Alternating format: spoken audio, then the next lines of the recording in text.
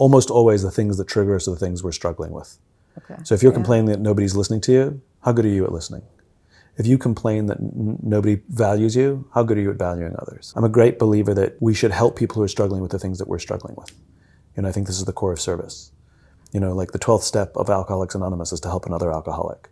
Service. Think about your personal relationships. My girlfriend never listens to me. Well, when was the last time you sat and were good at listening to your girlfriend? If you start by taking accountability, it does something remarkable. My girlfriend and I had a fight the other day, and I interrupted. I said, okay, new rules. We're going to flip the script, because you're telling me everything you're doing right and everything I'm doing wrong. And by the way, I'm telling you everything I'm doing right and that you're doing wrong. So let's just interrupt this and flip the script. I'm going to tell you everything I'm doing wrong and everything you're doing right.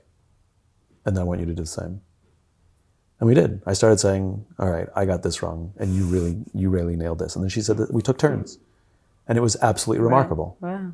If you've been following me a while, you know that I've been drinking AG1 all year, no matter where I go or what I do. If I'm at the racetrack, if I'm in Europe for 6 weeks, no matter what, I'm drinking AG1 every single morning. When I started drinking AG1 daily, what I noticed was that my gut health improved. I could eat so many different foods without it bothering me. My skin has gotten better. My hair is healthier. So many functions that everybody wants to get better.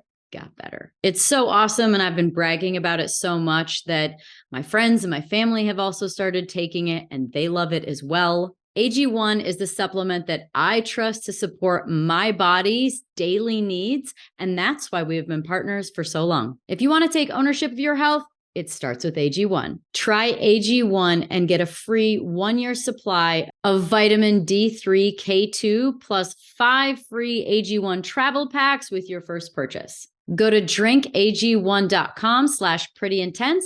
That's drinkag1.com/prettyintense. Check it out. Ultimately, I want to know how people can all be successful. And the real question is, can they all be? And what does that actually look like? Do you think that knowing who you are is foundational to being successful? It depends on how you define success. Well, I guess we got to start there then. The simple answer would be no. I don't think it's foundational for being successful. I think there are a lot of people who are what we would consider conventionally successful without knowing who they are. Is that success lasting? Are they happy? Are they having an outsized impact beyond the success that they've achieved? And I think to accomplish those things, then knowing who you are becomes foundational. But simply a level of accomplishment, not necessarily. Do you feel like you know who you are? I do. And I think that's always an ongoing thing, right? This is an evolution, but there can be a point in our life where that really shifts. So I think a lot of people, quote unquote, find themselves. There's no right way. I think some people find themselves after tragedy. I think a lot of people find themselves when thrust into struggle. Post September 11th, I think a lot of people sort of reevaluated their careers. Post, COVID, I think a lot of people reevaluated when you suffer loss. I think those things and struggle, those things are, they force you to reconcile with what's really important. And some people who are truly tested, they find an inner strength they didn't know that they had. But those aren't the only ways. You don't have to go through struggle or loss to learn who you are. I mean, that was my story. I did go through a hardship for me to really have the epiphany of the path that I was on. But I mean, this is what I've attempted to do, which is once I learned how to help people find their why, this foundation of what drives them, this inner flame that inspires, you can go through a relatively simple process to uncover that. I don't think discovering who you are is actually the difficult part. That can come relatively easily through difficulty, through a process, through an interview process, through a workbook. Like, again, I think that's actually not the difficult part. The challenge, I think, is what you do with it once you have it. Learning your why is a tool. That's why the book is called Start With Why. I feel like for people to get to the point where they even ask that and want to find that, I don't think that's that easy. The discovery of it, learning what it is pretty easy. You can learn your why in a couple hours, Right. But you said it, which is people are so heads down, following the path, in the grind, on the hamster wheel, whatever, rodent-driven metaphor you want to use. They don't ever ask themselves the question, who am I? why am I doing this? Why should anyone care? Why did I get out of bed this morning? And you usually get the, because I have to, or that's the game I have to play, or for my family, or got to make a living. But to truly be able to answer that question, you're right. I think a lot of people don't spend a lot of time, and that's why I say struggle is a big part of it, because usually they have to hit a wall to then want to ask the question. But you don't have to wait for that wall. People can answer that question anytime. But you're right. I think asking the question is the hard part. Finding the answer is relatively easy, and then what you do with the answer then becomes the real work of one's life. Why does it take people so long? What is it that holds them back, or what is it that slows them down to getting out of the rat race? Like, why do people just stay on that hamster wheel of like, I go to work, I come home, I eat, I go to bed, I get up? I think it's for the same reason that we focus on the urgent at the expense of the important. We fight the fight in front of us. Right. It's like, why is it easy to eat chocolate cake, but it's hard to exercise and eat healthy? It's because the chocolate cake's right in front of me and it's super appealing, where I actually have to put in effort to like go to the gym or say no to the chocolate cake or eat a salad. Like the healthy stuff actually takes more effort. Eating the chocolate cake is easy. So I think showing up and being in the rat race is easier. Every day, go to work. Boss gives an instruction, follow the instructions, do as you're told, get a promotion, push, compete. I just think it's more tangible and more immediate. But what you and I are talking about is like how to be healthy. It's like, well, that requires being able to understand things that are sometimes amorphous or ethereal, and it's about planning ahead, and it's about saving money versus spending money. I mean, like all these analogies, it's much easier to spend money than it is to save money. Because there's instant gratification. So I think the rat race provides instant gratification. That's what it's designed to do. We have annual bonus structures, instant gratification, It's almost like there's like breadcrumbs of reward along the way. To sort of just be satiating enough to keep you going, but not truly inspired. To me, that's kind of what happens when there's magic and alchemy with someone in their life, is they become inspired. I think that's well put.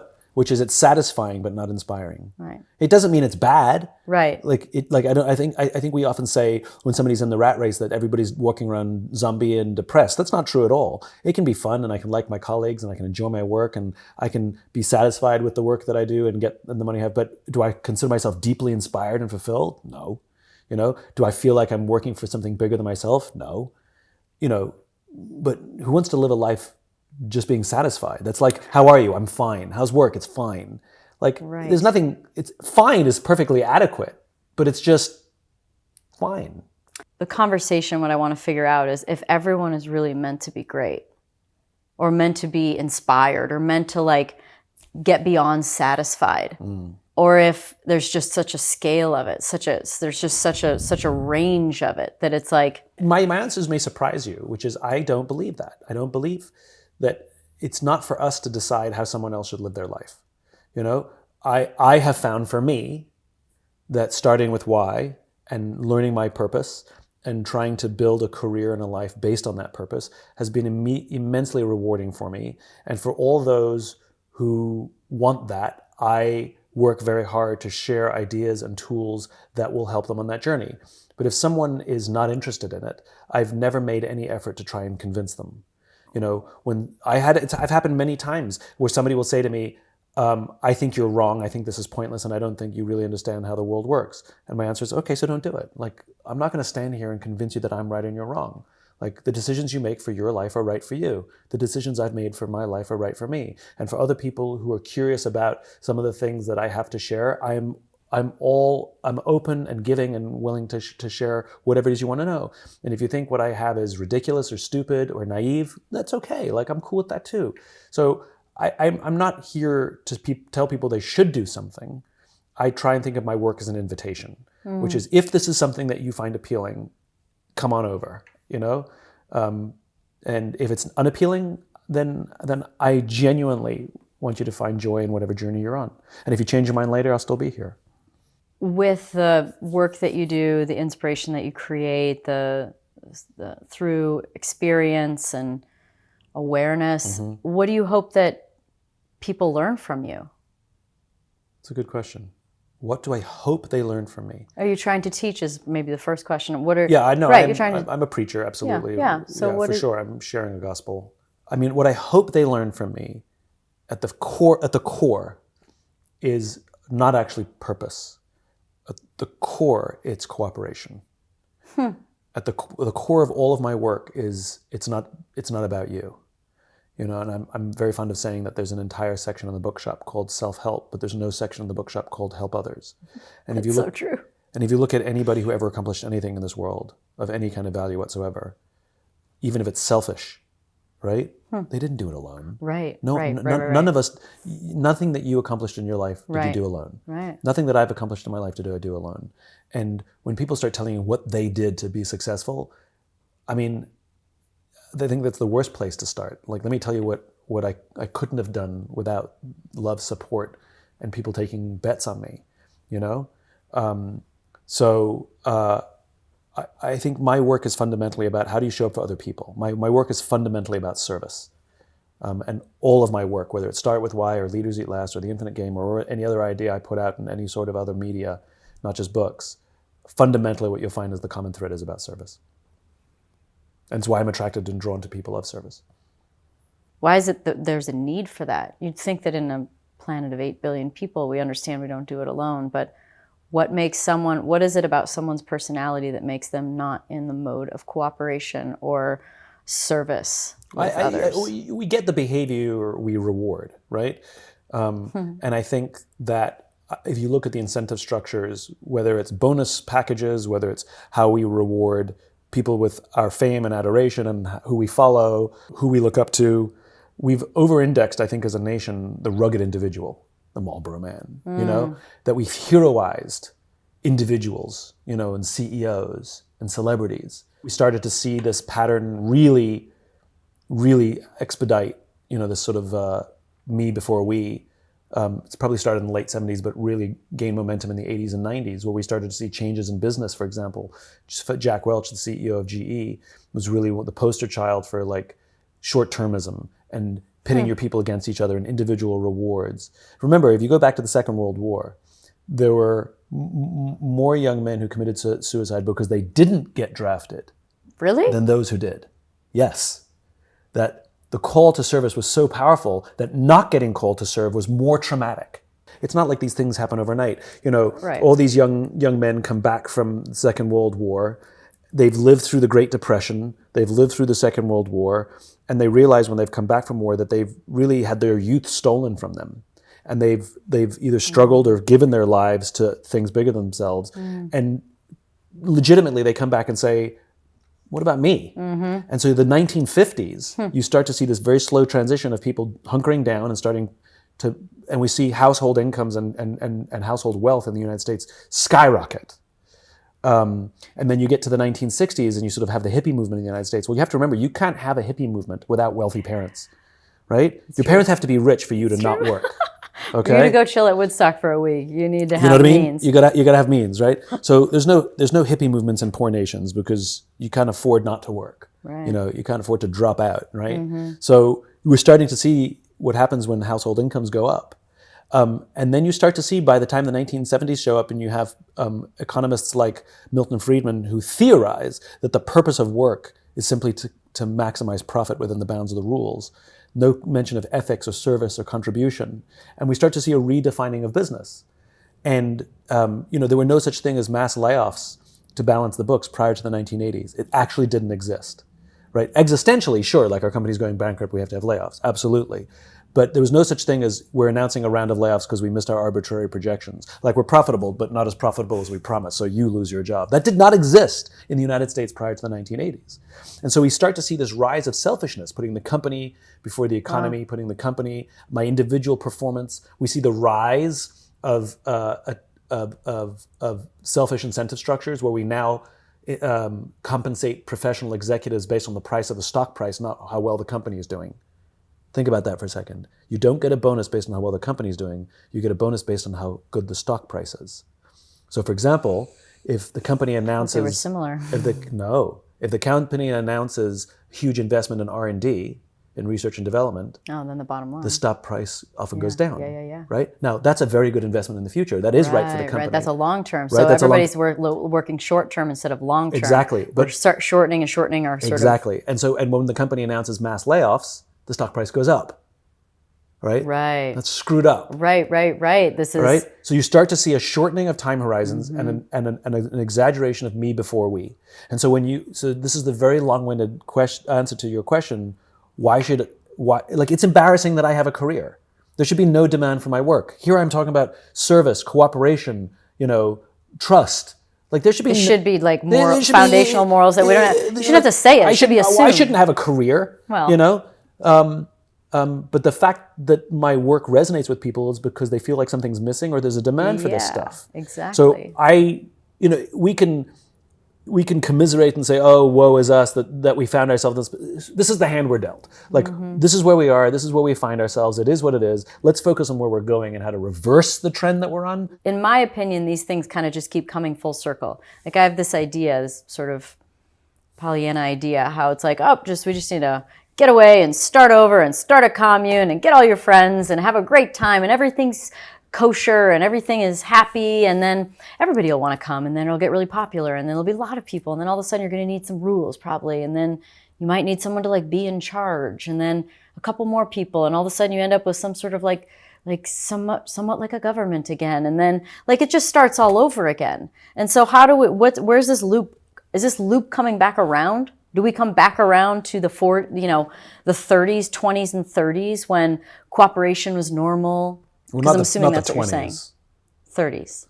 The 20s. I'm not old enough to remember what they were like. But the 20s was a lot of speculation and what led to the Great Depression. So then there's a different question then. Do you think that this is sort of like life's winding road, or is this something where we learn our lessons and we come back around, and then these certain things transition into another loop of the same thing?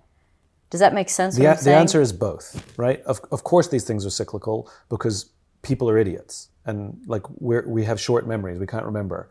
And we always react to the times we're in. Capitalism is a good thing, but it got a little bit haywire, where only a small percentage were really reaping the benefits from a wealthy nation, and we left out everybody else. So people, then you see the rise of populism, whether it's Donald Trump or whether it's Bernie Sanders, you see the rise of a populist movement because people are raising their hands and saying, wait, this is not fair.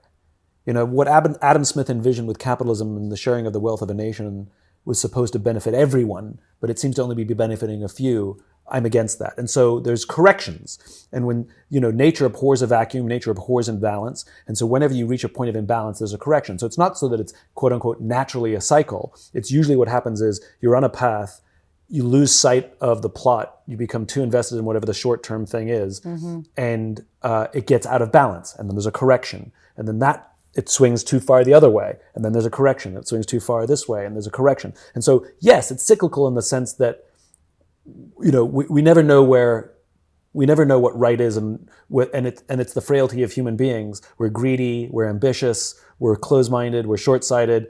We're motivated by short-termism because dopamine is more powerful than almost anything. Whatever system we're in, it's going to get out of balance, and then we correct for it.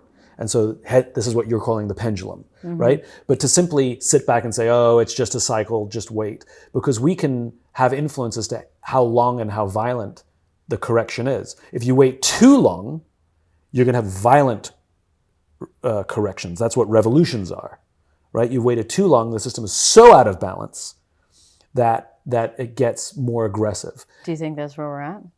It certainly feels that way.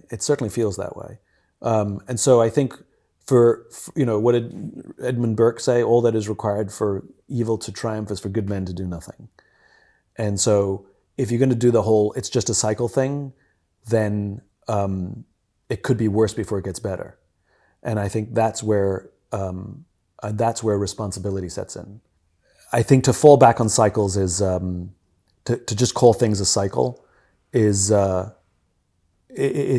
choosing to be to abdicate responsibility, passive. To be a passenger on this journey of life.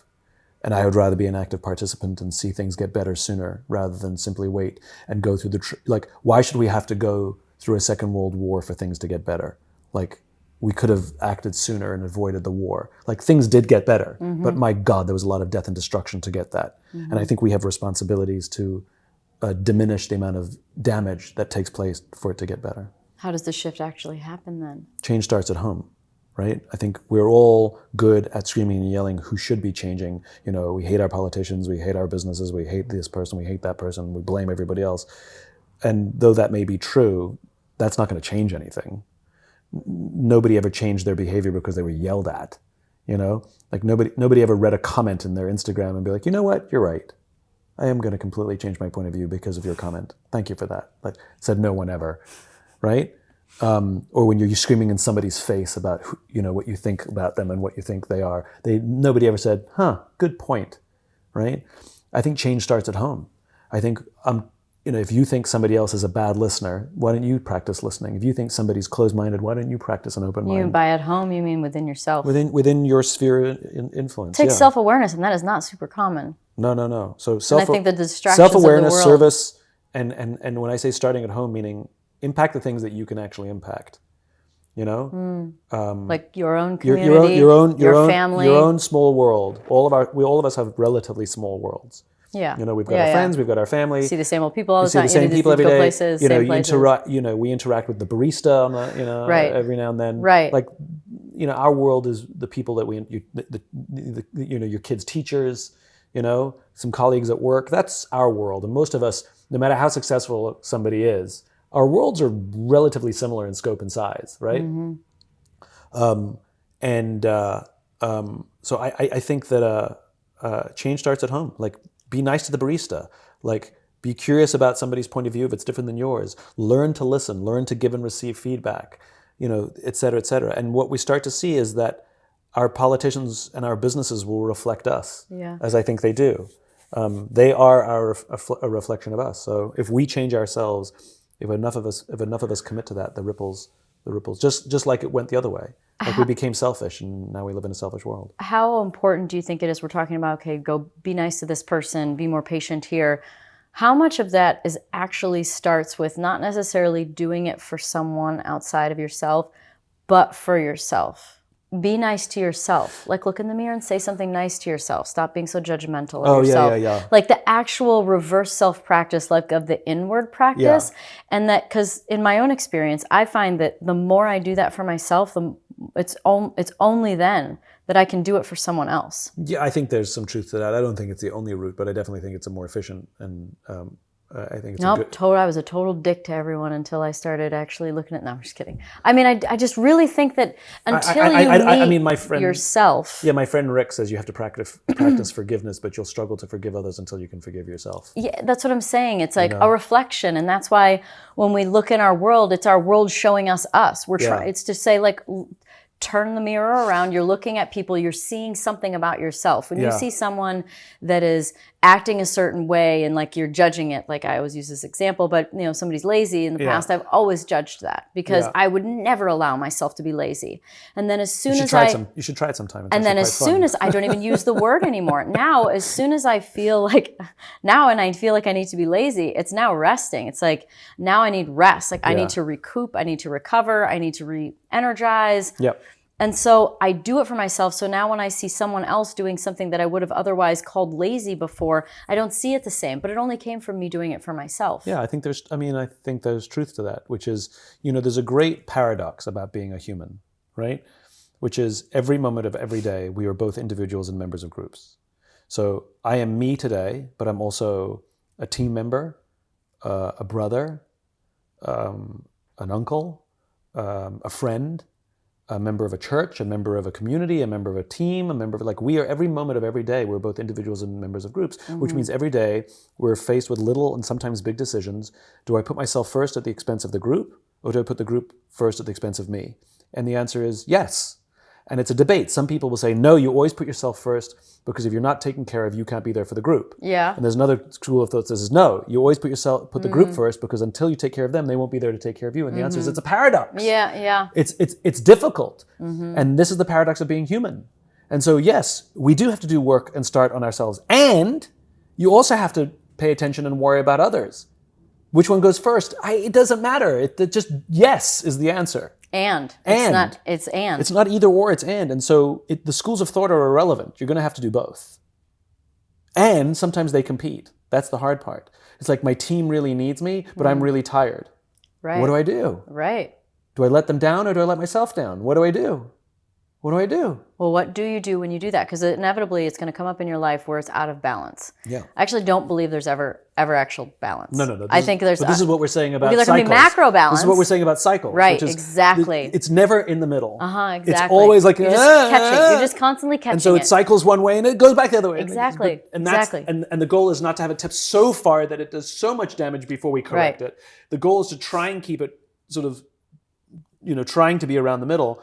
But this is where good leaders and good people work towards that. Bad leaders push it too far the other way, usually for selfish gain. I'm curious if there are roles or archetypes within business, meaning there's just like certain roles for people. Like there's always going to be sort of the boss, there's the employee, are there just roles that people have? Is everyone able to be a boss? Is everyone able to be a... So the simple answer is yes. There are roles? There are roles, and we all play all the roles, right? How's that possible? The best leaders are also the best followers, right? The Pope, he's the leader of the Catholic Church. And he's in service in something even bigger than that, right? And what you find is great leaders see themselves in service to something else. So they're both a leader and a follower. And somebody who's on a team might follow, the cause of the company or the strategy or whatever it is, but they might lead their team towards that cause or towards that goal, right? So, and sometimes I've been I've been with a group of like all hard driving A-type personalities in all of our own environments or companies. We're all the leaders of what we do. So what about when we're all together and we're in a situation where stuff went haywire and one person on the group, like she stood up and she was like, she just took charge and she was competent and she was service-minded, and we all deferred. And we all said, how can I help you? What do you need from me? Give me a task. And so in that moment, all of these leaders all became followers because the one person who stood up in that moment and was very competent, we now saw ourselves, how do we help her achieve the common goal that we all have? And so we all became followers very happily. And we all said, give me a task. What do you need done? And so the best leaders know how to put their egos aside and say, now is the time for me to serve. Now is the time for me to be supportive and be a follower. And if you're in the Marine Corps, the Marines are constantly evaluating your ability to serve and your ability to follow, your ability to lead and your ability to follow, for example. So, good leaders know how to follow. And good followers, when required, should know how to lead. Because you can't just have a room full of followers. Somebody's going to have to point the way. What I'm thinking about is how much confidence it would take to do that. So what is it that it takes to be a good leader? Like, what are the personality traits? What are the disciplines? Like, what does it actually take to be a really good leader? So leadership is an education, right? Nobody's a great leader. There are good leaders, but truly great leaders still have room for improvement. There are people that I think are great leaders, but if I ask them, they would say, I'm still learning. All great leaders that I've ever met think of themselves as students, right? I shouldn't say there's no great leaders. There's no expert in leadership is really more accurate, right? Nobody's an expert in leadership. You can't get the 10,000 hours for leadership? No, but you're a student. You might be a very advanced student, but every of the great leaders that I've ever met, we talk about leadership. They've never said to me, like how to do it. I think I'm done learning. I think I know everything there is to know about leadership. Right. They're still curious. It's sort of hardwired in you if you're going to be a leader that you're open-minded enough and to... And the world is changing and generations are changing and how the world works is changing. And so, the leadership techniques you might have used 20 years ago might have been great for 20 years ago. They're not going to work today. And so a good leader is adapting and changing for the world that they live in. So I think leadership is a constant journey. But if you ask me, what are the characteristics of what does it take to be a great leader? Charisma, vision. I've known some amazing leaders who don't have like big Steve Jobs visions, and I've known some amazing leaders who don't have like insane charisma where they light up the room when they walk in. But the great leaders that I've met all have massive amounts of courage, and I think when you have massive amounts of courage, you also have the strength to have massive amounts of integrity. Yeah. And because sometimes Courage is about making difficult decisions. Courage is about speaking truth to power. Courage is about doing what you know is right for the long term, even though the short-term pressures are overwhelming. Courage is about sticking your neck out. Courage is about telling people that you're personally struggling and you need their help. That's hard. Why is it so hard to ask for help? Because it's humiliating. Yeah. Because especially when we're judged on how quote unquote strong we are or strong we look. Totally. That to say I'm not strong or I'm struggling is humiliating, and there's the fear that I will lose respect if I tell people that I don't know the answer or if I don't know what I'm doing. In the great paradox of life, it's actually what gets people to trust you. Ironically. Of course. I know, it's annoying. It is. It's when it's being honest with someone, even if it hurts them, then the next time you tell them something, you're like, good job, they actually believe you. It's Simon Cowell, right? Right. Like nobody was, like Paul Abdul was lovely, but nobody was clinging and hoping for Paul Abdul's comment. They wanted Simon Cowell's approval more than anybody else because he wasn't mean for the sake of being mean. He was incredibly honest, you know? And because he's incredibly honest, when he gave you criticism, deep down inside, even though it stung, you went, he's right. And so means when he gave you a compliment, you knew that he meant it. Obviously, you need to have some level of discernment in this honesty. But how can someone learn to be more how can someone be more honest? Being honest is really easy. Just tell the truth.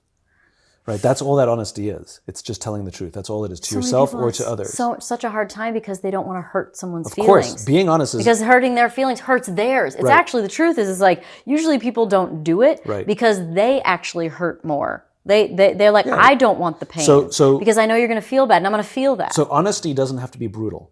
This concept of brutal honesty is nonsense, right? Okay, so... Help me out. You can tell the truth without being mean, right? Also, telling the truth doesn't have to happen in the moment. You have to read the room. Here's what I mean. So first of all, you're not allowed to lie, right? So, and by the way, to your point, it is hard to tell the truth. Like, go 24 hours. Like, we look at the time now, we add 24 hours, right? Or 48 hours from now. Don't tell a single lie. So, you know, you're sitting there at a restaurant and you're saying to your friends, oh, this chicken is so dry. And the server comes over and goes, how's the meal? Everyone looks, it's good, it's fine. It's fine. Exactly. Nobody goes, it's actually super dry. Exactly. Like we just told a lie. Like 30 seconds ago, we were complaining about the food because we don't want to deal. Or somebody gives you a sweater. It's the ugliest thing you've ever seen in your life. And they go, do you love it? Do you like it? That's why people love ugly sweater parties, because they can be honest. Right? Oh my God, I love it. Total lie, right? So my rule is you have to tell the truth. So, for example, if somebody gives me an ugly sweater and says, what do you think? I'm going to go, oh my God, thank you so much for thinking of me. It's so good of you to give me a gift. I so appreciate it. You have no idea. All of that is 100% true. You know?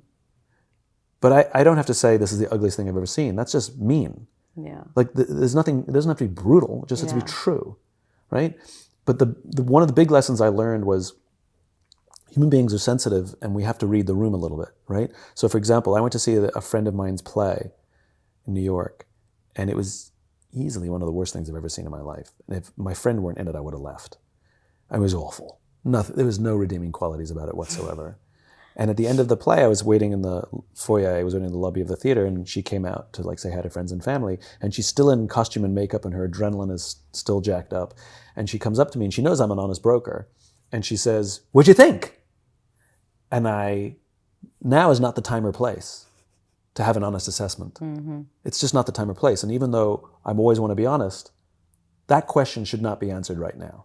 And so I said, oh my God, what a thrill to come and see you do your thing. I've never seen you on the stage before. It was such a joy to come and support and be here and watch you do your thing. And omitting is not I'm lying. so glad I came. All of that is true. Right. It's all 100% true, right? Yeah. The next day, when the adrenaline had settled and she's rational again, right? Because she's not rational in the moment when she's jacked up on adrenaline.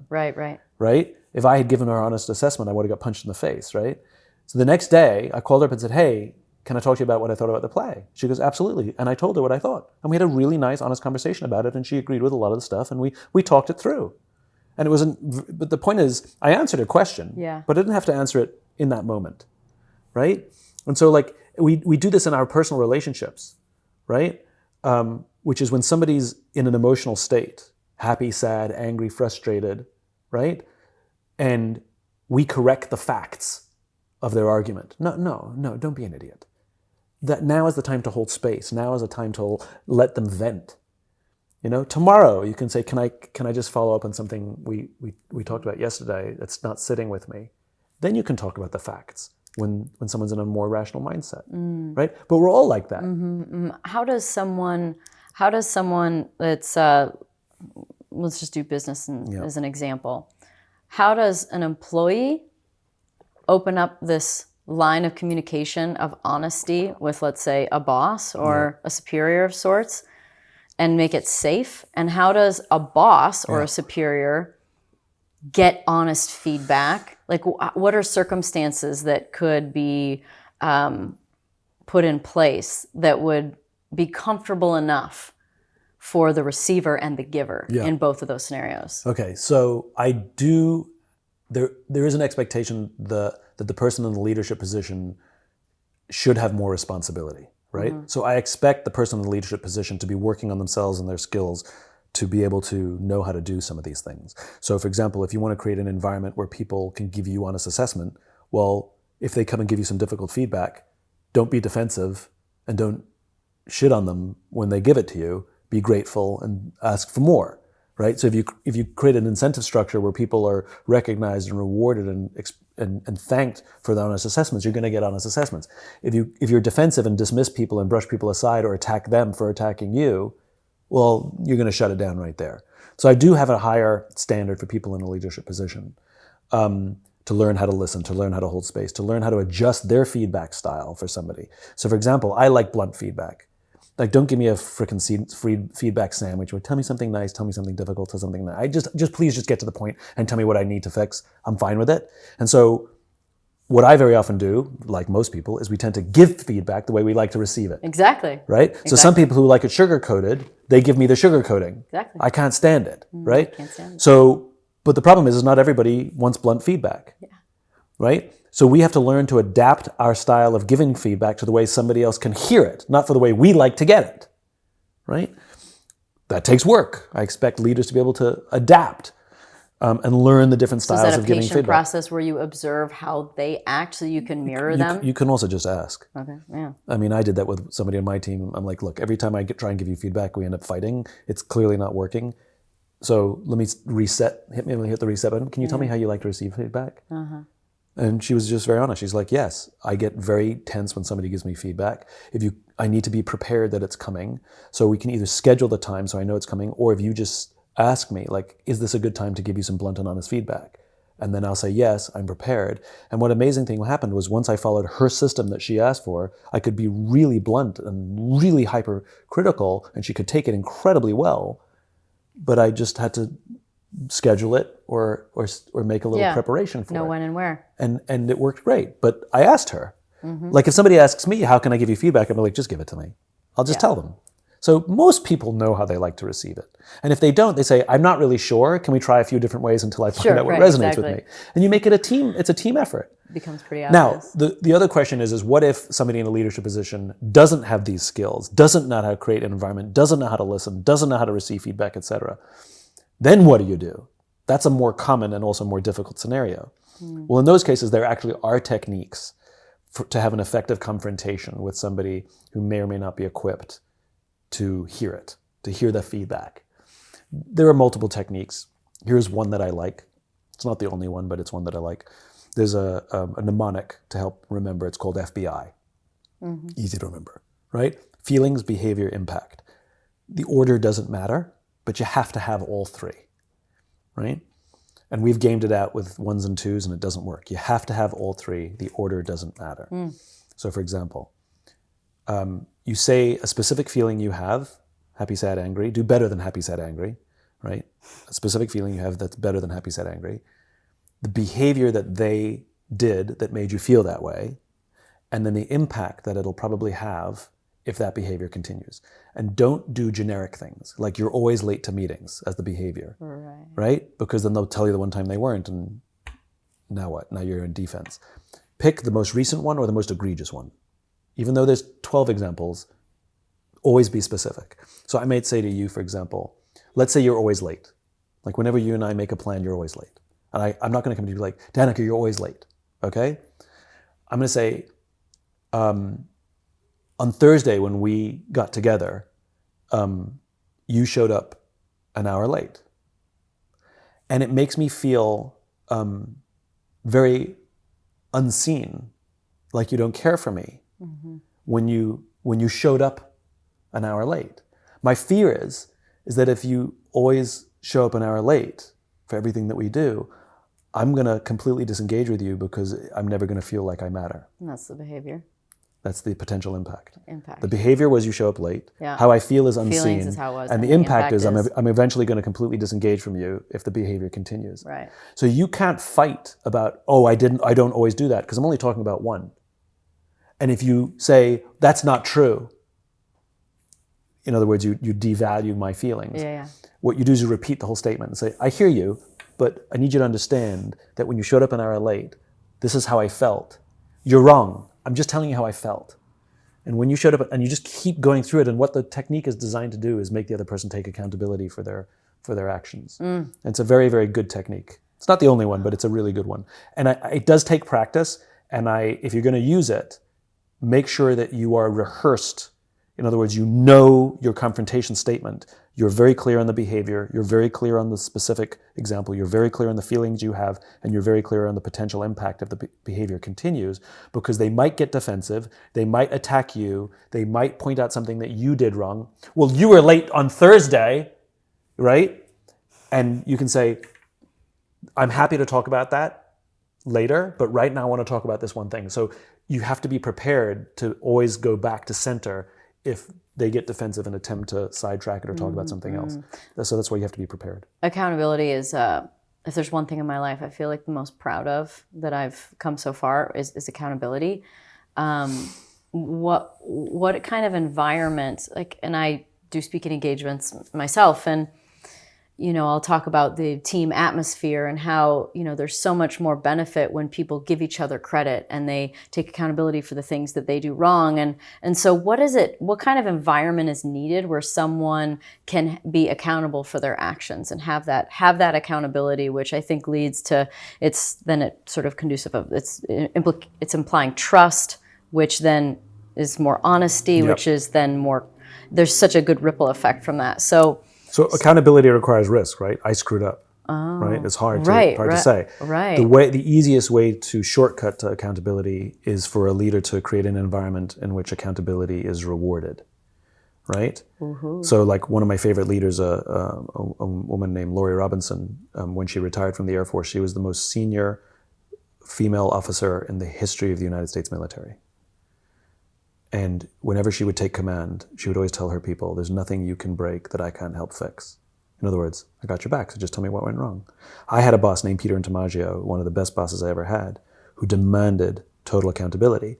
But if you went into his office and he never wanted to hear something went wrong, right? Because that's not always true. What he expected to hear is, I screwed up, right? And if you went into his office and said, I screwed up, you never got yelled at. And you never got in trouble, and your job was never at risk. He just said, all right, tell me what happened, right? And so because he created an environment where you could take accountability, we did. He created a safe environment for us to take accountability, and we realized when we screwed up, he could be upset, and he could be mad, and he could still have feelings. Yeah. But he would help you fix it, or he would make you fix it, but he would be standing on the sideline going, yeah, fix it. What are you going to do? Right? And so I learned about accountability. And so when I no longer worked for Peter, I now had the skill, right? Where I no longer feared saying I screwed up because Peter helped me build that muscle. And so when I worked on teams where I would get in trouble, I would still say, I screwed up, right? Now, I think where we get accountability wrong, and people hate the term vulnerability. You got to be vulnerable. Well, it's such a talked about topic. What is it? What does it mean? How do we? Well, I think what does it really look like? What we confuse is we think vulnerability is a lack of confidence. Just because we admit a mistake or talk about a failing or talk about an insecurity, or maybe we don't understand the information or whatever it is, we're not smart enough, or we haven't had the training, that we think that we confuse vulnerability and lack of confidence, right? So for example, if we say you got to be vulnerable, like, oh, I don't understand how to read a P&L, right? Or if you say vulnerable is accountability, right? Ah, I screwed up. I screwed up bad, right? Now, there's vulnerability, but there's also no self-confidence. That is scary, right? Versus saying, can somebody please explain this to me? I have no idea how to read a P&L. If somebody could just explain it to me, it would make my life a lot easier. Thank you. Total vulnerability, total self-confidence. Or the other way around as well, or the other example as well, which is, oh, I totally screwed up this one. On me, my bad. I screwed this up. I'm going to need all your help to help me put it right. Total vulnerability. Different energy. Total confidence. Yeah. Right? So you can have vulnerability with self-confidence. And I think we've conflated the two. They are two separate things. I expect you to have confidence. And this is where you own, when you own when accountable means you own it, but you should own it with confidence. This was on me, this was my responsibility, and I screwed the pooch. How important do you think it is for people to know what they're not good at? I think it's essential for us to know what we're not good at. How do you know when to ask for help? So I love adding the word yet, because otherwise you have limiting beliefs, right? It's like, I'm no good at riding a bicycle yet. I don't know how to read a P&L yet. Yeah.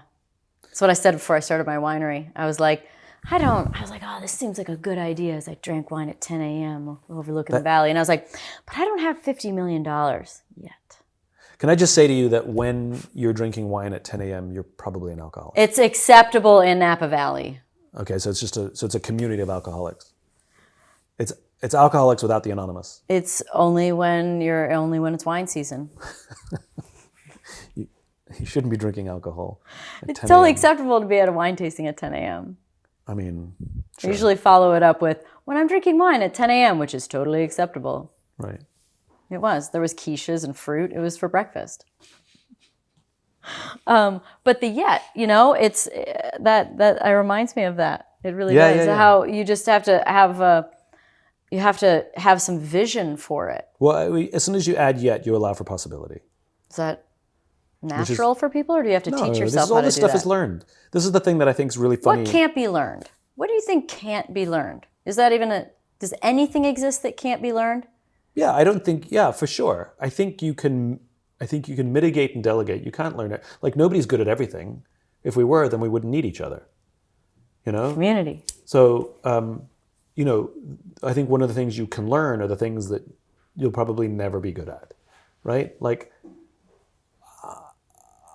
I can get better at being an accountant, I guess, but I'll never be great at it. Mm-hmm. Partially because I have no interest, and so it's really hard to excel at something that you're genuinely not interested in. Yeah.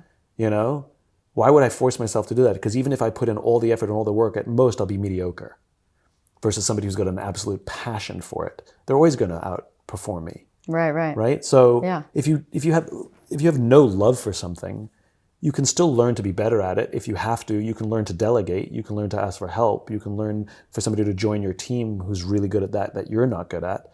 And you can say, when you say, I'm not good at being an accountant yet, I can say, I'm not good at being an accountant yet. That's why I hired somebody, and now I'm great at it because I lean on that person. So I think that, you don't have to be great at everything. I totally believe in the idea that sort of if you're passionate for something, get better at it. Understand the things you're not good at, so you can make improvement if you need to, or delegate, ask for help. I think asking for help is the single most valuable thing that most people don't know how to do. Right. Sometimes they don't even know what they need help with, but then they also don't have the confidence to ask for it. Again, we're confusing vulnerability and confidence. Oh, I need help. Can somebody help me? Versus, I need a lot of help. I just need somebody to help me. Then you have to want the final outcome more. You believe that you need to have more drive for the actual result of figuring it out? No. I don't think having drive for the outcome is what magically gives you confidence. I think working on your confidence is what magically gives you confidence. So just having drive for the outcome, I think people sometimes have insecurities, but they still want the outcome to be positive. They still want that outcome. But that's what insecurities are. They're limiting beliefs. Mm-hmm. And all of us have them. And when some people say, oh, you're so confident, well, it depends on the situation. Like in some places, I have a lot. In some places, I have none. And I think it's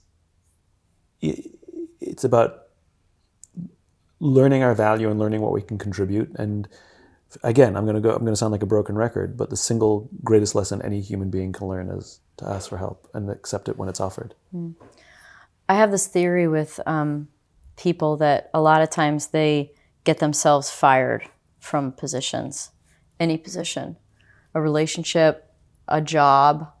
Like, I think they subconsciously know that it's not the right place for them and they're not happy, and they get themselves fired. They're a bad boyfriend, bad girlfriend. They're a bad husband or wife. They're a bad employee. They complain. They do the minimum. They don't go above and beyond. Like, they get themselves fired. Do you think there's any validity to this theory I have? I think it's... Because usually when they leave, my example is that when it's over or when there's a transition, everybody's doing better after. Like... Yeah, I think that's not always true. I think that's sometimes true. I think... so I'll give you an example. I know a company that is a very nice company to work for. Everybody's very nice. So nice, right? And because it's so nice, and because being nice is considered a thing you have to do, nobody ever gets any honest feedback because everybody's trying to be nice. Right. And so people go through their careers where they're getting no honest feedback. So they could improve, but they're not. And so they just keep not getting promoted or getting moved around the company, and it destroys their self-confidence. And eventually they get fired because they suck. Now, was that person's fault, or was that the company or their boss's fault for never giving them honest feedback to helping them grow and improve? So when you say people get them fired, I don't know. I've seen people who found themselves on a slope of getting fired because all their boss ever told them was everything they got wrong, and nobody ever told them anything they did right. So did they do that to themselves? No, of course not. So it's of equal benefit to get both of those? I think people get themselves fired, of course, and I think people in leadership positions can create circumstances in which someone will be on a path to get fired. Yeah. So there's the answer is it's both. How do you fire somebody? Generally, I wait too long on purpose. Like I want to make sure that I've given every opportunity for someone to be coached, for someone to learn, to have the feedback, for accountability, for support. I want to exhaust every potential to make sure that I've covered all the bases, and then when it comes to the point where it's no longer tenable, I tend to have a very honest conversation pretty quickly, and I don't. It's not like, so over these years we've had a lot of ups and we've had a lot of downs and we've had a lot of good times together. Like, nobody's listening to that. I tend to say, I think it's time for change. I think it's time. I want it, and I have to believe you do too. And I think it's time. I think it's time for change. And I think we can let people go without destroying their self-worth. And I think very often, because these things are often controlled by lawyers, and lawyers want you to make a case against someone, and then we tell them, your performance is crap, you're a bad person, you're a terrible teammate, and I'm afraid there's no job for you. So we literally destroy someone's self-worth on the way out. I think you can let somebody go with dignity. I think you're smart. I think you've been amazing for the time you've been here, and I think it's time for change. And I think you're going to thrive better somewhere else. And I really want to help you land on your feet. So I think we can work very hard to let people to go with dignity. Look, it's a highly, highly emotional thing, and it's a horrible thing to be on the receiving end of. And so to do our best to build somebody up on the way out, I think is important. But at the same time, to be honest about change is necessary. Do you do that on a Monday or a Friday? I don't know. I think it matters. I'm sure there's data. Mondays and Fridays are so not even really part of our world anymore, given the fact there's so much hybrid work going on with. I've never thought about it, but if pushed to think about it now, Friday might be nicer because you give them the weekend to sort of sit in it. What do you think about the idea? Look, when we look at the landscape of everything going on in the world, and how big institutions are being questioned, and are they doing things right, and whether government or companies, do you believe that when something is so broken, that sometimes it's just better to start all over than it is to try and fix what you have? Sometimes that's not an option. Isn't everything always an option? Well, it goes back to the conversation where this started, which is, how much pain do you have to endure? Our responsibility is to mitigate the damage and the pain. And could you reset everything? Yes, but every time we're unhappy with our government, for example, do we have to have a revolution? Absolutely not. Right. You know, I don't agree with that. I don't think everything has to be a total reset. You know, just because you have a fight with your partner doesn't mean every time you have a fight with your partner, you dump them and start again. You know, there is something called doing the work. Mm-hmm. And I think there's doing the work in relationships, there's doing the work in friendships, there's doing the work at work, and there's doing the work in government. You know, I think sometimes doing the work, people are impatient with it because it takes a little longer. But ultimately, I think it's healthier and more stable, and it's mitigating an unnecessary and excessive amount of damage to get to a similar result. I think actually a better result. Mm-hmm. I think, you know, people forget for every revolution there's a counter-revolution. You know, it's Newtonian. Really? Of course, it's Newtonian. If you push hard in one direction, you're going to get to push hard in the other direction. You know, it's just because people have a desire for something. So what's an example of a counter-revolution right now? People who cling on to the status quo. You know? I mean, you have to remember, you go back to the United States, you know, we had a revolution because we decided that we wanted a better form of government, and we'd exhausted all possible avenues to get that government, and so revolution was the only thing we saw fit. And right after we won our independence, there was a rebellion inside the United States to go back to Britain. So there's always a counter-revolution because there's always people who are on both sides. So revolutions are, in my opinion, a last resort. Do you think that we're at a point, though, where that's on the horizon?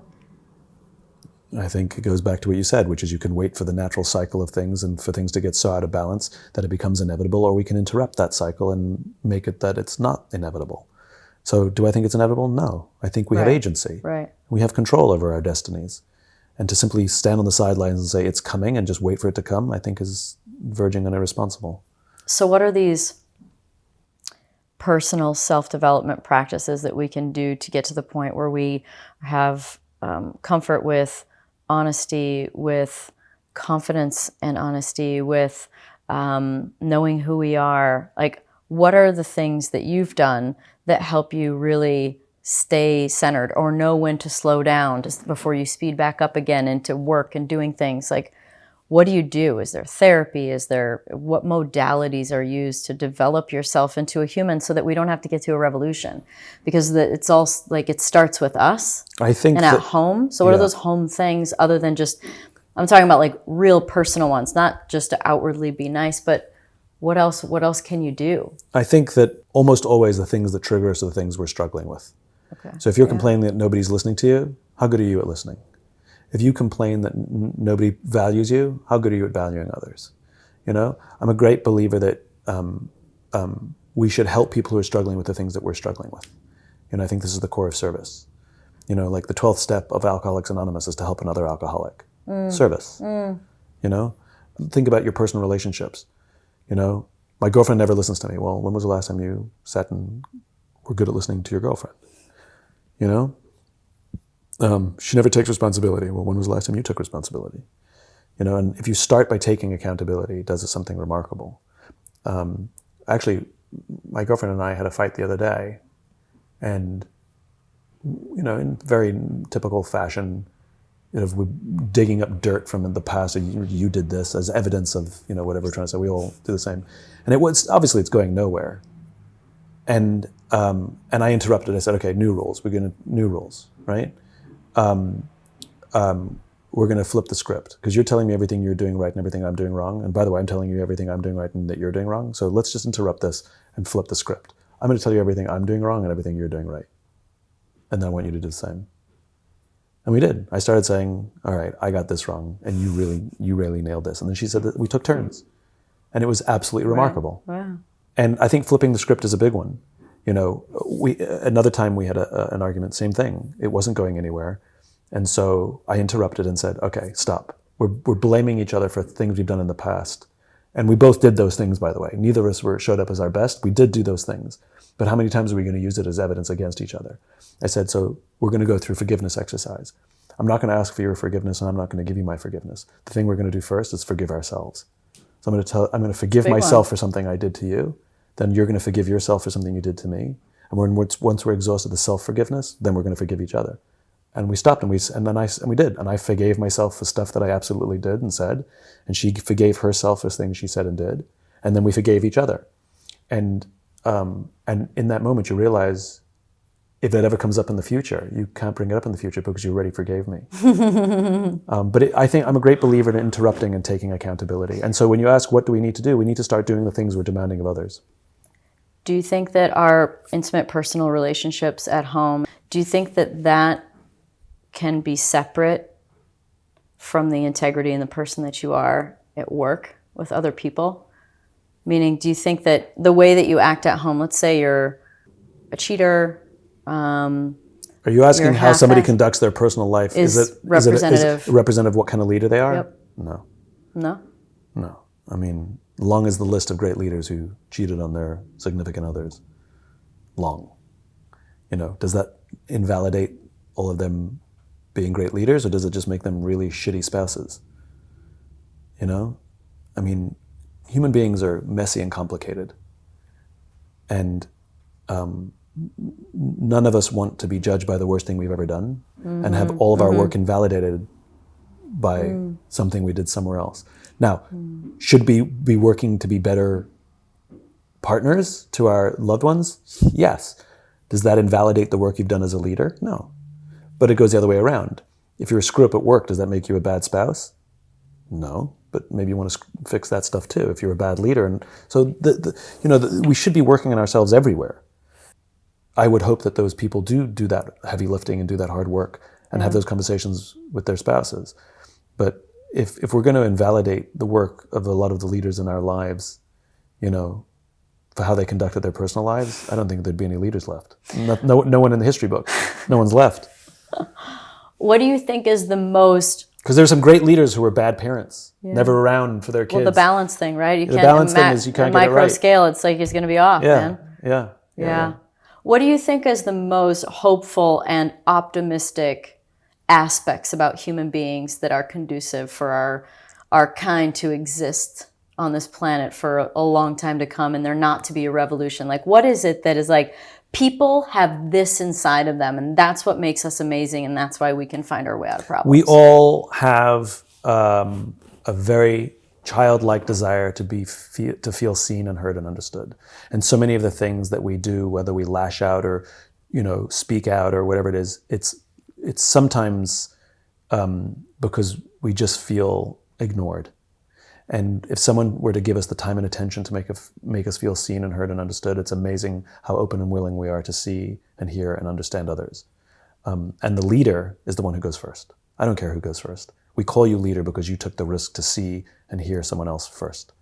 And if we can give them that space, they'll do it for us. And the best example I can offer you is an extreme example. It was the work of Dia Khan. Dia Khan is a BAFTA-winning, Emmy-nominated documentarian. Muslim Brit living in the UK, and she made some comments about multicultural society that went viral in the white supremacist community. And it got so bad, she was trolled so badly that the police advised her to stay away from open windows. And the way that Dia responded was to move to the United States and get in touch with white supremacists and give them a safe space to feel heard. Now that sounds insane. They should be giving her a safe space to feel heard, but they never will. Yeah, and that's the point. That was her point. She says, if I wait for them to give me a safe space, the chances of that happening are literally zero. So she went and she made a documentary about it called White Right, Listening to the Enemy, or Hearing the Enemy, where she literally sits down with these white supremacists. She doesn't endorse them or affirm their points of view, but she does allow them to, as she calls it, empty their buckets. So she gives them a safe space to feel heard. And what starts to happen is they start to trust her and like her and view her as a friend. And over the course of time, they struggle to reconcile their racist points of view with the fact that they consider this woman a friend. Right. And one by one, they drop out of the white supremacist movement. Wow. So it's a slower strategy, but it works, because yelling at a white supremacist doesn't make them drop out of the white supremacist movement. But giving them the space to feel heard and allowing them to see for themselves the madness of the points of view, right, is let them go on that journey. And the leader is the one who chooses to step into that very uncomfortable situation first. And in this case, it was Dia who was the leader. Dia led the way. It's an amazing thing to watch. You see it happen live in the fascinating. documentary. And it's just such an smart way to approach it. You are an inspiring person. Thank you. You really, like your willingness to, you cheer for people. Like you really believe in people. Sometimes. I'm not. Is that not accurate? I'm not all of anything, right? Like somebody said to me once, they asked me a question, they said, "It's wonderful how you want to help everyone." I said, "No, I don't. That's just not a fundamentally true statement. What do you... I can't help people who don't want to be helped. I'm not going to fight people. Like, it's just not a fundamentally true statement. I don't think everyone's good. There are some awful people in the world. You know, I try and understand them. I try and have empathy. One thing I've heard, like Jordan Peterson talking about, I'm sure many other people have talked about, is just how important it is to talk to each other. Yeah. And how it seems like there's constantly more and more of a breakdown of this ability for people to tolerate each other. We talk at each other. We don't talk to each other. So how do we resolve that to get to the point? Because when I go to different countries or meet new people or go places, I'm like, everybody's good and everybody seems like, honestly, people are nice and they're doing their best and this all exists. And why do we have this judgment or thought that someone is bad? We just haven't talked to them enough. We haven't visited their country enough. We haven't seen enough. Yeah, it's you can't make peace with your friends. You can only make peace with your enemies, right? And so what is the first stage of creating peace? Which is sitting down and allowing someone to feel heard. And I'll go back to what I said a minute ago, which is it doesn't matter who goes first, but somebody's going to have to go first. And if both parties demand the other go first, well, then no one's going. So it's sort of the antithesis of this like cancel culture? Correct. Which is this sort of the dramatic expression of the lack of talking about something as they just go, you're done. Yeah, there's a lack of curiosity. We've replaced curiosity with judgment.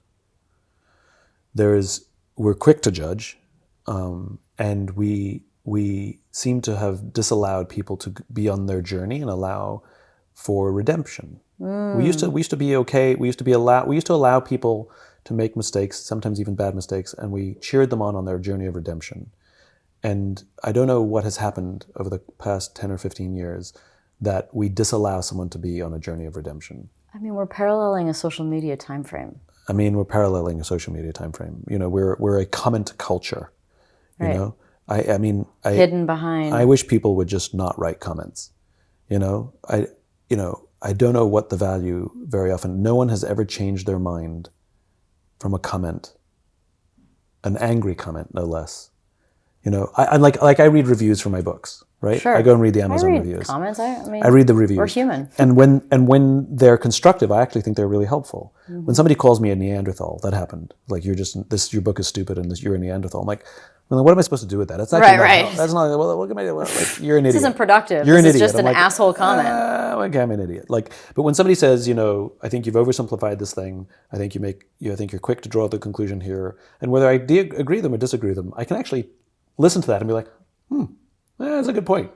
That's a good point. I can make my work better from that. Yeah. So like, shouldn't we all be trying to help each other make each other's work better? You know, there's a great technique in Hollywood or in theater where you don't give criticism, you give notes. I have some notes on your script. I have some notes on your performance. That's exactly right. Can I give you some notes? Television too. You get done with the take and they're like, notes. Yeah, so notes is basically I've got some criticism. Exactly. But nobody wants to be criticized, but we're happy to receive notes. All right. So I think that we should be more open to this idea of giving and receiving notes. I'd like some notes, please. Can you give me some notes? I love that Yeah, language. so I love using notes. So I have some notes for this. As opposed to I have some criticism. How important is language? Yeah. Notes we're open to, criticism we're not. It's the same thing. Semantics. Yeah, language matters, you said. Language matters. So is it safe to say, being an optimist, that you're very optimistic about what you see out there? Or are we at a crisis point? No, we're at a crisis point. I mean, just being an optimist doesn't mean I think everything's going well. I'm not blind. I do believe that eventually things will work out. The question is, how much pain and agony do we have to go through to get them to work out? And I think the work that we have to do as a society is work to mitigate, reduce the amount of pain we have to get to solution. And it starts by listening. Bill Urey, who wrote Getting to Yes, the famous negotiation book, he says it beautifully. He says we have talk shows, but we don't have listening shows. He says we have peace talks, but what we need is peace listens. You know, and I think he makes the point that more listening, less talking. Give me an example of a listening. What would that be? Holding space. Like somebody, Without judgment, somebody. You can have judgment, but you don't have to attack somebody for it. You know, it's hard not to just simply not have judgment, but you can try very hard to replace that judgment with curiosity. Try and understand their point of view. So an example is somebody who you completely disagree with politically, and instead of trying to force them to see your side of it or prove to them they're wrong, just try and understand how they came to their point of view. To be genuinely curious about their person and their life and what their ambitions are, and you'll probably discover that you have more in common than you think. And that as soon as you can find common ground, you can build on that. Which is a good message at this point, because the next year is going to be difficult, rampant. I think we need to do a lot more trying to understand each other rather than attacking each other. How could the political system, if you could wave your wand over this next year of how this looked, to be able to put someone in charge that is the best person for the position, the way that they've done things, is that the way that they should continue to do things? How do we provide a platform where we really listen, we really have the opportunity to hear the voices of those who want to lead us, and is the framework right for that? How can that look so that the best person is in position? We have to demand it, right? So like I said, change starts at home. So we have to work on the skill set ourselves. The thing that if you're asking about politics, I think the thing that I lament is the loss of idealism. And if you go, I don't care what your politics are, if you go back to Ronald Reagan or John F. Kennedy, both of them talked about peace on earth. Literally, they talked about world peace in their inaugurations. Like, show me a leader right now that talks about being motivated by world peace. Right. I mean, even talking about it now sounds corny and cheesy. Right. And so we've had a distinct loss of idealism. We like to other each other. We like to blame each other. We like to talk about what we're not getting, what we haven't been given, what somebody took away from us. But nobody's helping us see a shining city on the hill. Nobody is helping us see an idealized sense of the future. Nobody helping us see a world that does not yet exist that we can work together to build. What we're seeing is all the wrongs and injustices. Yes, true. Those still exist. But we completely are either fixated on what's wrong or what has happened, and few, if any, of our leaders are talking about what's possible and what's where we can get to. Who's doing the best job? The Pope. I think the Pope's pretty good. I think he's good. And as a result, he commands love and respect from people who aren't Catholics, even atheists like the Pope, because he's speaking in idealistic and human terms, that you don't have to believe in the Catholic Church or believe in God to want to build the world that he imagines. I think that's pretty good. I think Lady Gaga is pretty good. Who's Simon's pick for president? No. Don't touch that with a 10-foot pole. No, to me, I don't endorse candidates. Yeah. I endorse a process. I want the process to work. That's kind of what I was saying. Like, what's that process? The process is that I want to hear competing visions, right? Not competing attacks. So it requires discipline from those participating. They're all in the weeds. They're all fighting in the weeds, and I want to see somebody go above the weeds and talk about where we're going, not where we've come from or where we were or even where we are, but where we can get to. It's almost like someone is then, because it's like so many are playing defense instead of offense, which is like, where are we going? Lack of idealism. Right. An idealized world is a world where we all get along. We have peace in our nation. We have prosperity in our nation. That prosperity is shared. And we have peace in the world, and that prosperity is shared. Okay. Whether you want to call that world peace or something else, you want to give it your own words, that's fine. Shining city on a hill, whatever you want to call it. And now let's compete. Let's compete on how we're going to get there. Like, let's have an argument. Let's have a debate on the path to get to that world. But our leaders don't even articulate that world, let alone the path, alas. Simon for president. Please no. I've often thought that. I'm like, who really wants to be president? When we're looking at those people running, I'm not constitutionally allowed to be president anyway, because I wasn't born here. So I'm not fairly disqualified yourself. I'm not even eligible. But I have asked that question many times to in small circles of like, who wants that job? There are people that I know that I wish would run for president. Yeah. But do they want the job? I want Lori Robinson to run for president. But does she want the job? I want Kevin Chilton to run for president. But do they want the job? They do not. Exactly. They do not. This is the problem. They do not. There are good people who would make remarkable presidents. Right. And they won't run. Yeah. Right. I wish they would. Right. Those are just two brilliant Why examples. Why wouldn't they? I think because the way they look at the system now. Right. I think it's that we are not electing idealists. We're electing literally politicians, people who play politics, the game of politics. Alas. There you go. Well, there's solutions out there. Thanks everybody for listening to the Pretty Intense podcast today. I hope you enjoyed it. If you like what you heard today and you want to hear more, please click on the subscribe button.